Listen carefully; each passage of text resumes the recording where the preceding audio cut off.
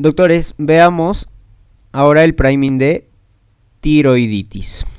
¿Ok? Entonces, doctores, cuando nosotros hablamos tiroiditis, inflamación de la tiroides, nosotros podemos hablar de una clasificación de tiroiditis dolorosas, por ejemplo, y de tiroiditis indoloras. ¿Ok? Entonces, cuando hablamos, doctores, de las tiroiditis dolorosas, por ejemplo, la tiroiditis aguda, ¿no es cierto? La tiroiditis subaguda, o también denominado de Kervain, ¿correcto? O inducida por radioyodo. Y las indoloras, doctores, la más conocida tenemos la posparto, ¿no es cierto? La posparto también puede ser por drogas, ¿no es cierto? Por drogas. Y lo que la acabamos de ver, doctores, la tiroiditis de Hashimoto, por si acaso, es una tiroiditis indolora, ¿ok? Es una tiroiditis indolora. La tiroiditis de Hashimoto, ¿ok? También la tiroiditis, doctores, de Riedel es una tiroiditis indolora. Bien, entonces veamos. A ver, la tiroiditis bacteriana, doctores. La epidemiología generalmente se presenta en niños, ¿no es cierto? Pero también los doctores lo podemos encontrar entre 20 a 40 años, ambos sexos. ¿Cuál viene a ser el agente bacteriano de la tiroiditis, de esta tiroiditis bacteriana? El estafilococo aureus, ¿ok? El estafilococo aureus, y la clínica vamos a encontrar dolor más tumefacción, ¿no? Y recuerda, doctores, cuando hablamos de tiroiditis, en algunos casos hay periodos de tirotoxicosis, es decir, elevación de las hormonas tiroideas, y luego hay una disminución de las hormonas tiroideas. ¿Cómo está en la tiroiditis bacteriana? Recuerda que en la tiroiditis bacteriana la función tiroidea, doctores, está normal, ¿ok? La función tiroidea está normal. ¿Y cómo está, doctores, el anticuerpo, el anti-TPO? El anti-TPO, doctores, en la tiroiditis bacteriana no se va a encontrar, ¿no es cierto? Como está en un estado de inflamación, BCG lo vamos a encontrar elevado. Y el manejo, como estamos hablando de algo bacteriano, el manejo es antibiótico y también drenaje, ¿ok? Muy bien.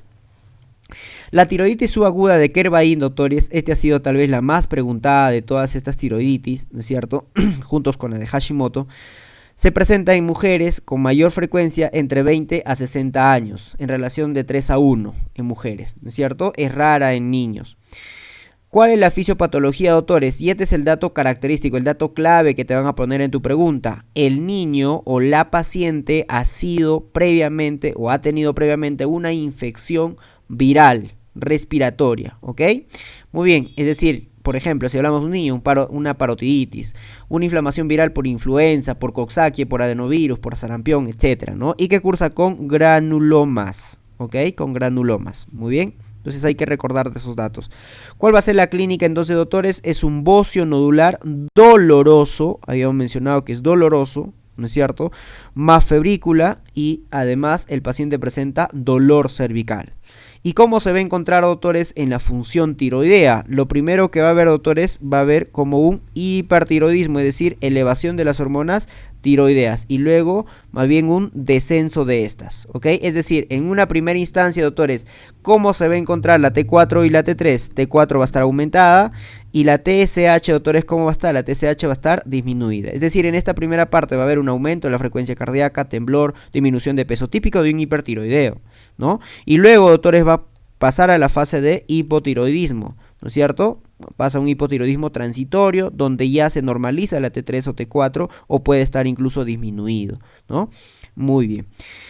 Y el anti-TPO, doctores, acá se va a encontrar generalmente bajo, ¿no? El BCG, como también hablamos de algo, de una tiroiditis subaguda, ¿no es cierto?, de causa viral, vamos a encontrar también, doctores, aumentado, ¿no? Que luego, ¿no es cierto?, se va a normalizar el BCG. ¿Cuál va a ser, por lo tanto, doctores, el manejo? El manejo va a ser con AINES, ¿ok? Indometacina también puedes darle. AINES, ¿y qué le vas a dar, doctores? Le vas a dar beta-block, ¿como quién? Con el propranolol. Ese va a ser su manejo. AINES más propranolol, ¿ok? Si es que hay, o si es que está en la fase de hipertiroidismo, no en fase de tirotoxicosis.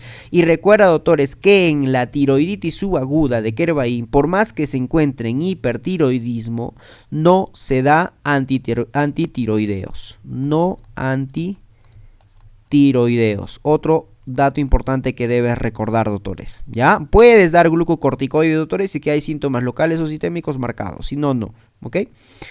Dentro de la tiroiditis postparto, recuerda que es una tiroiditis indolora, Ya es una tiroiditis indolora y se presenta hasta un año posparto. Generalmente es mucho más frecuente en mujeres menores de 30 años, ¿ok? En mujeres menores de 30 años. Y recuerda que es autoinmune, ¿no es cierto? Además con infiltración linfocítica. No solamente la tiroiditis de Hashimoto tiene infiltración linfocítica, sino también la tiroiditis posparto también tiene infiltración linfocítica. Y recuerda que está asociado, doctores, a HLA-DR3 y HLA-DR4, por si acaso, la tiroiditis también. Bocio no doloroso, ya, este es un bocio no doloroso, más hipotiroidismo transitorio, ¿no es cierto? Lo mismo sucede, doctores, ya, lo mismo.